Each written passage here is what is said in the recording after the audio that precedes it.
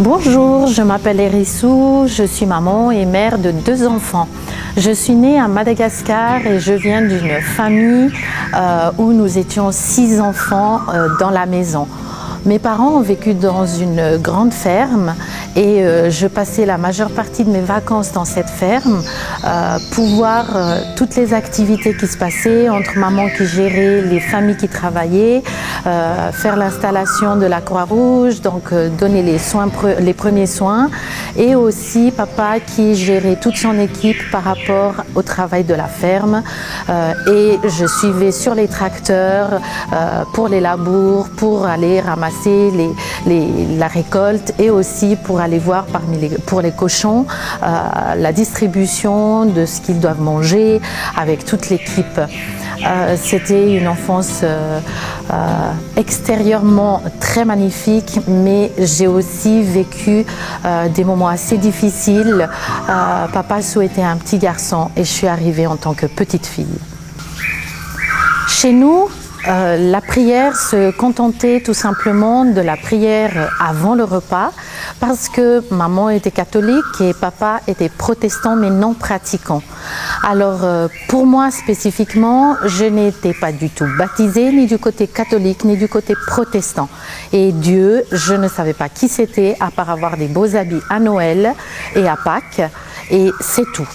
Donc il a fallu que je fasse mon cheminement personnel dans l'expérience de la vie, et les expériences douloureuses et difficiles m'ont poussé une fois à être en contact avec une amie du lycée qui m'a proposé un livre chrétien, et elle m'a dit « Peut-être Hérissou, tu as besoin de l'amour de Dieu ». J'ai lu ce livre d'une seule traite et j'ai pris un papier, un stylo et j'ai écrit à l'éditeur en disant: si vous voulez que les jeunes s'intéressent à Dieu, changez de sujet parce que ça ne sert à rien ce que vous faites. Et j'ai posté le courrier et c'était arrivé en France. Un mois après, la date était le 4 juillet 1984, je reçois un paquet venant de l'Europe et j'ai dit que je ne voulais pas recevoir parce que je n'ai rien commandé et je veux rien payer.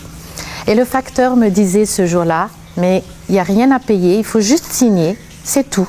Alors j'ai pris le paquet et je suis montée dans ma chambre. Et à ce moment-là, j'ai ouvert le paquet et quand je l'ai ouvert, la surprise était énorme. Encore le livre que j'ai dit que ça ne valait rien. Alors j'ai pris le livre et j'ai dit: mais ils sont tellement bouchés, mais c'est pas grave. Et puis en ouvrant le livre, il y avait plein de prospectus, il y avait plein de papillons et en même temps un autocollant qui marquait Radio Feba. Et comme c'était l'heure où il y avait cette émission, donc j'ai branché la radio, j'ai cherché cette chaîne et j'entendais sur cette chaîne des chansons qui m'intéressaient pas du tout parce que j'étais Johnny avec des choses qui bougeaient beaucoup. Et puis sur cette chaîne, c'était des chansons pour moi qui sont pour les vieux, pas pour moi du tout. Et puis après, il y a un commentaire de ce livre. Et je dis: ah, encore, on me rabâche ça, mais ça vaut rien. Et j'ai quand même écouté. Puis après le commentaire du livre, il y a un monsieur qui dit: je ne sais pas, mais Dieu aime tout le monde. Et là, je me suis dit: oui, Dieu aime tout le monde, je vois pas. Et puis après, il a dit: peut-être que vous avez dû montrer dans votre vie que vous existez, que vous savez faire telle ou telle chose. Et je me suis dit: comment ça se fait que ce monsieur, il connaît que moi, je devrais montrer, par exemple, mon livret de l'école qui disait vraiment que j'ai eu le prix d'excellence, etc., que je suis la première de la classe pour pouvoir partir en vacances. Donc moi, je devrais montrer tout le temps que je savais que j'arrivais à faire quelque chose. Et il partageait beaucoup de choses en disant: vous avez besoin d'amour? Et puis je dis: oui, en fait c'est vrai, j'ai pas eu du tout de moment câlin ni avec papa ni avec maman. Oui, et il a dit: oui, tout ça, Dieu peut vous le donner. Et pour moi, non, c'était pas possible parce que je voyais pas Dieu, je ne connaissais pas Dieu. À l'église catholique, je voyais pas du tout ce que c'était Dieu. Et ce monsieur, il lisait beaucoup de versets dans une Bible que je n'ai jamais vu parce que chez les catholiques, en ce temps-là, la Bible n'était pas encore à disposition de tout le monde. Et puis il a dit à la fin, si vous pensez que tout ce que j'ai dit là vous concerne ou une partie vous concerne, je vous demande à prier. Alors moi, en tant que quelqu'un qui suivait maman à l'église catholique, je me suis mise à genoux et je vais vraiment le faire, comme ça me rappellera ce moment-là. Je me suis mise à genoux dans ma chambre et j'étais là, puis je dis, mais je ne vais pas manger, donc je ne sais pas quoi dire. Et j'étais juste là, je ne sais pas quoi te dire.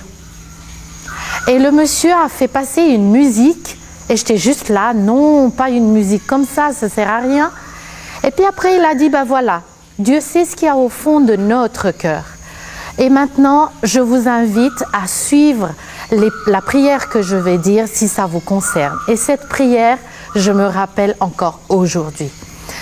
Seigneur, je sais que tu existes même si je ne te vois pas. Seigneur, je sais que tu m'aimes même si je n'ai pas reçu beaucoup d'amour. Seigneur, j'ai dû me batailler dans ma vie pour montrer qui je suis. Mais devant toi, je n'ai pas besoin de tout ça. Seigneur, je viens devant toi et je te donne ma vie. Amen. Et ce jour-là, j'étais juste là et j'ai continué à pleurer en disant, si tu existes vraiment, je viens de faire cette prière, alors montre-toi et montre que tu existes dans ma vie et donne-moi cet amour que je n'ai jamais eu dans ma vie. Et voilà, c'était ma renaissance dans ma vie avec le Seigneur Jésus-Christ. Et j'aimerais que pendant cette période de l'Avent, vous passerez aussi une période de renaissance avec Dieu.